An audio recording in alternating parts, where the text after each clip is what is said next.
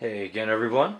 This is one of the fun things I like to do. It's Boxing Day, so I figured I would indulge myself in making some caramel popcorn. Yeah, really easy actually. Took me a couple tries to get it down pat, but all in all, pretty straightforward stuff.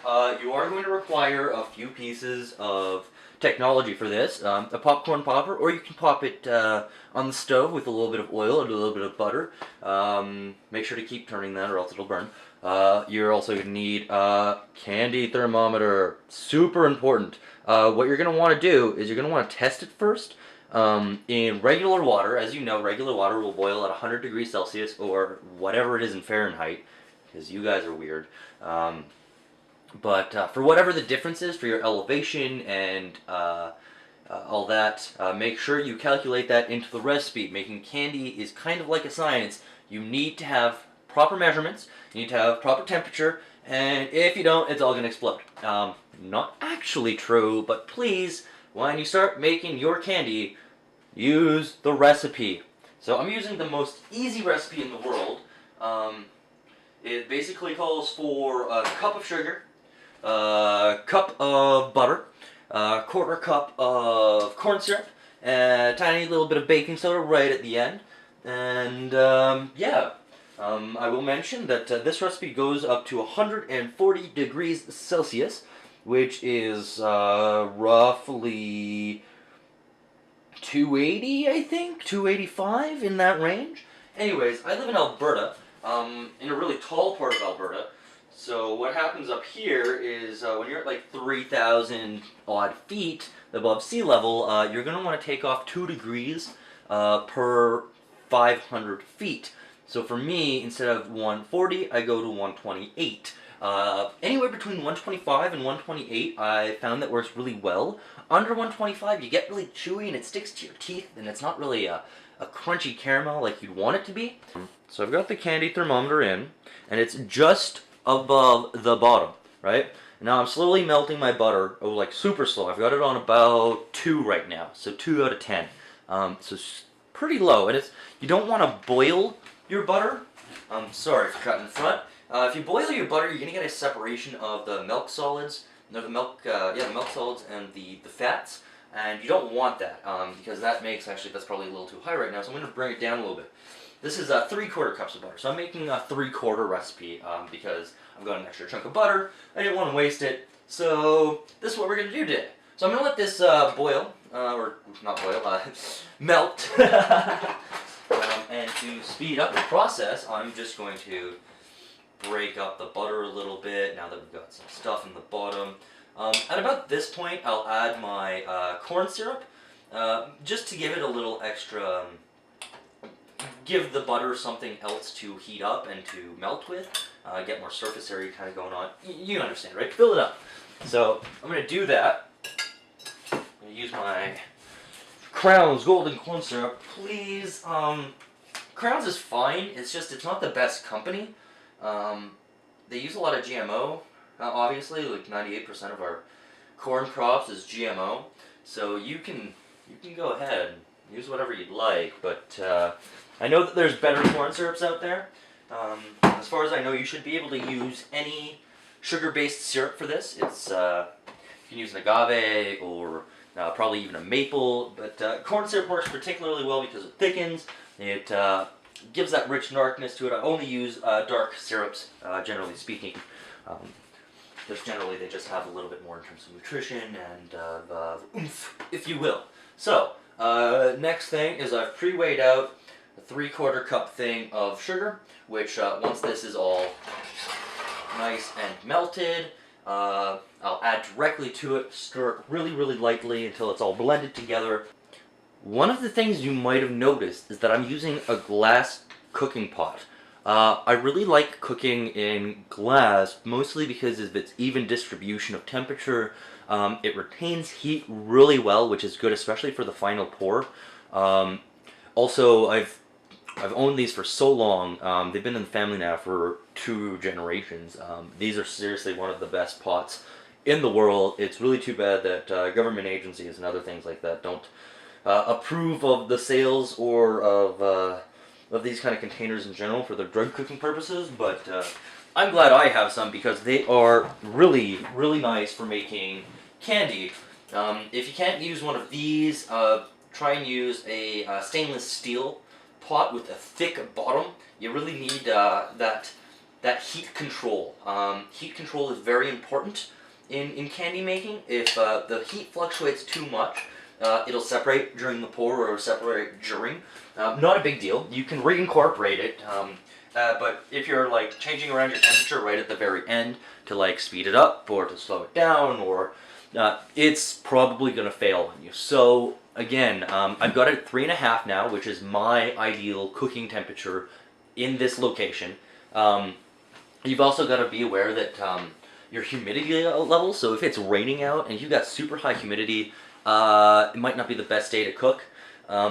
Whereas in Alberta, we have an average of 20 to 30% humidity, even when it's raining out. So I don't worry too much about that, but I have found that if I cook above 3.5, I get burnt bottoms. You can avoid burnt bottoms by stirring ever so lightly, but even then, if you cook it too high, it's going to burn, and that'll leave a nasty taste in all of your caramel. So don't do it. Again, I'm going to be using a fork for stirring, and what I do is I start at the outside edge, and I just kind of slowly move my way in, scratching at the bottom, not actually stirring.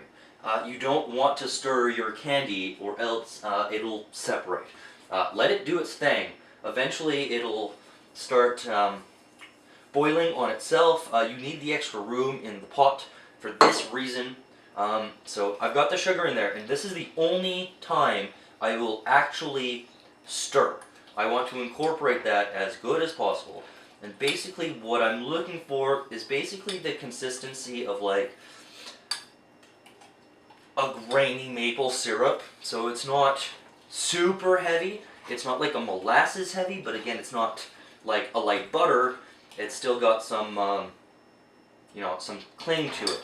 And that's about the right consistency. You're always going to have a little bit of butter kind of floating around the top. You can incorporate that, but it will incorporate itself when it starts doing its candy thing. Now's a really good time to start making your popcorn. I've already dosed out exactly 1 scoop of the popcorn. Now, usually for one of these recipes, for a full recipe, I'll use 2, one after the other, because this makes actually a lot of caramel. This makes as many cups as you put into it. So I use 2 3/4 cups. So I'm gonna have about 1.5 cups to 2 cups-ish, actually because of the corn syrup. So yeah, 1 3/4 cup of this caramel by the end. So that's a lot of caramel. So either you want to put it all onto your popcorn, or you're gonna want to get a pan with some wax paper or some parchment. I prefer the parchment because it's a little better. It works way nicer too, and just everything about parchment is kind of amazing. It's a little bit more expensive, but if you buy a big roll of it, it should last you a good couple years, no matter how much you use. Sorry, I'm just getting out my pan right now, and of course, it's stuck on itself. So, setting up the pan with a little bit of parchment paper, I'm going to start up the popcorn. We'll come back when there's some action happening with the caramel, which is actually toffee. I should say that. This is technically a toffee recipe, but because we're making popcorn, I'm calling it caramel for the simple sake. So if you want to call it a toffee popcorn, go right ahead. It's if you're talking to a candy maker, they'll be really confused, but for your own sake and for your family's sake and your friend's sake, it's going to sound cool that you made your own at-home candy anyways. So on we go. Alright, so you've noticed it's at about 105. Which is getting close. At this point, this is where the big stretch time really takes place. It's going to take about another 10, maybe 15 minutes to get all the way up to 125 where I want it.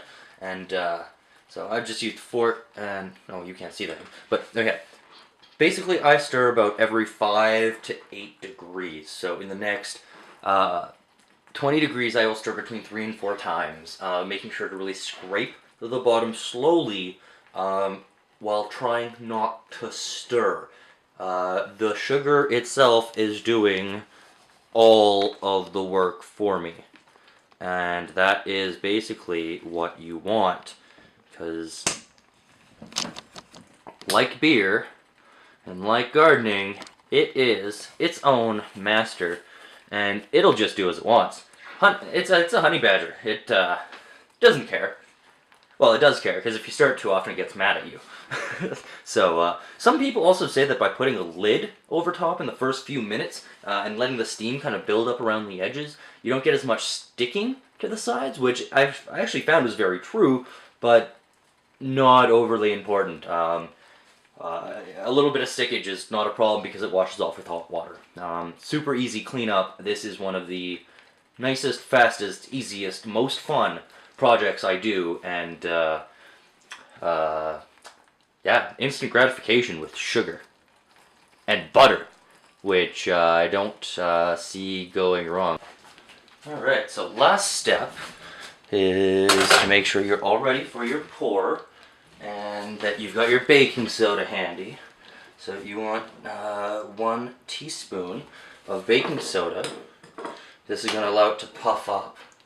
And just try push. Give it a fairly light stir in all the way around.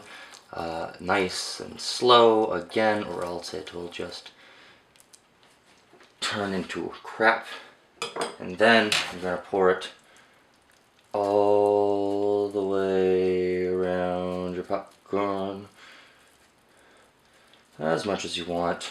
You could use the entire thing, but again, you need a lot of popcorn for that much caramel. And the rest I'm going to put right... Oop, looks like that didn't get fully mixed in. That happens sometimes. Pour the rest of it on there.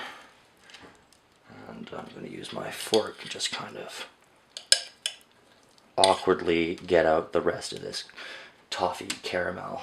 Alright.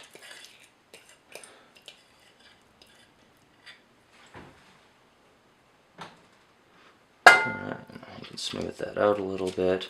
And you're definitely going to want to get into this popcorn and stir it. Just give it a good stirring. You can get out the seeds first if you want. Usually makes a better product.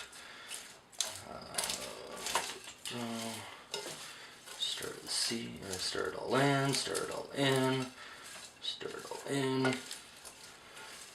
Basically, you want as much of it to be coated as possible with as few lumps, and just grab it right from the bottom and pile it on. It's okay if you break a little bit of the popcorn, it's just popcorn. And just keep mashing and keep doing that. And getting everything, yeah, even though my battery's almost dead. And that's basically it. That is how you make a caramel popcorn or a toffee popcorn. I like this recipe. It tastes really good. This is the Hobby Guy, and you'll be seeing more of me.